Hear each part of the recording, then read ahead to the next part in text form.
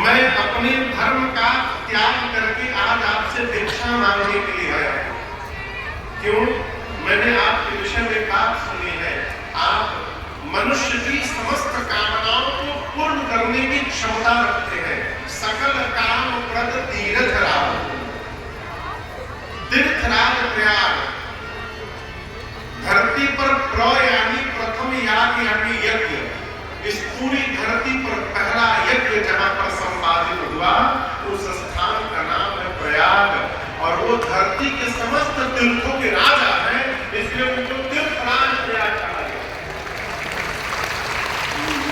मानस में कहते हैं कि तीर्थराज प्रयाग के पास जाकर आप जो भी मनोकामना मांग लीजिए, तीर्थराज प्रयाग मनुष्य की हर मनोकामना पूर्ण करने की शक्ति रखते हैं।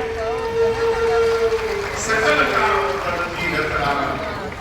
भरत जी बोले यही सुनकर तो मैं आपके पास आया हूं, मैं भीख मांगने आया हूं, मैं जो मांगूंगा आप देंगे मुझे।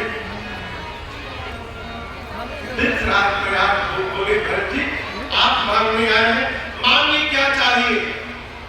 अर्थ मांगेगा अर्थ दूंगा, धर्म मांगेगा धर्म दूंगा, कामना रखिए काम पूर्ण करूंगा, इन सबको छोड़कर मोक्ष मांगेगा मोक्ष प्रदान कर दूंगा, आप जो मांगिएगा दूंगा, मांगिए क्या चाहिए? भरत जी बोले पहले ही मेरी बात सुन लीजिए, मैं अर्थ लेने नहीं आया हूं। क्यों? अर्थ ने ही तो मेरे घर में अनर्थ कर दिया है। कई ने मेरे लिए अर्थ मांगा और घरवा में अनर्थ हो गया। ये एक बड़ा अद्भुत विषय है।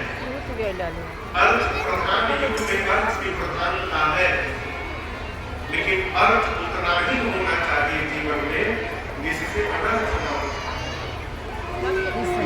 अर्थ बहुत हो जाए घर परिवार में तो अपने घर के लोग शत्रु दिखाई देने लगते हैं। भरत जी बोले मैं अर्थ लेने नहीं आया हूं। धर्म, भारत के जीवन का एक ही धर्म है कि अंतिम श्वास तक भैया की आज्ञा का पालन करते रहना है, इसके अलावा मेरे जीवन में दूसरा कोई धर्म नहीं। काम मेरे पास कुछ है नहीं, कामनाएं कोई नहीं है, क्योंकि राम का जो हो गया उसकी सारी कामनाएं पूर्ण हो जाती है। मुझे अर्थ नहीं चाहिए, धर्म नहीं चाहिए, काम नहीं चाहिए, और रही बात मोक्ष की तो वो तो बिल्कुल नहीं चाहिए। क्यों? मैं सगुण उपासक हूं, सगुण उपासना करने वाला जीवन में कभी मोक्ष की कल्पना भी नहीं करता। सगुण उपासना समझते हैं? सगुण उपासक किसको कहते हैं? सगुण उपासक उसको कहते हैं जो भगवान के रूप की पूजा करता है। राम की, कृष्ण की, नारायण की, भगवान के स्वरूप की जो पूजा कर रहा है किसी भी रूप में, वो सगुण उपासक है। और सगुण उपासना करने वाले को मोक्ष नहीं लेना चाहिए। अभी कल की परसों कोई हमसे मिलने आया, प्रश्न कर रहा था महाराज मरने के बाद मोक्ष मिलेगा कि जीते जी? भाई मोक्ष की क्यों पड़ी? क्या जरूरी है मोक्ष लेने? महाराज मोक्ष कैसे मिलेगा? अगर मोक्ष लेने के लिए पहले रहना पड़ेगा। जो जीवन जिसका शुद्ध नहीं हो पाया, जिसका विचार शुद्ध नहीं हो पाया, वो जिसका व्यवहार शुद्ध नहीं हो पाया, उससे भजन नहीं हो पाएगा, और जिससे भजन नहीं हो पाएगा उसको मोक्ष मिलने वाला नहीं। अब मोक्ष तो लेना ही नहीं, बोल कर भी नहीं, फ्री में मिले तो भी नहीं लेना। क्यों महाराज?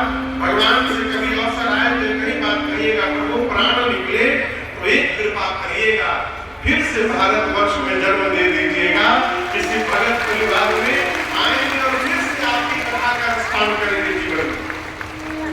क्योंकि जो आनंद यहाँ पर है कथा सुनने का, ये आनंद भगवान के धाम में भी मिलने वाला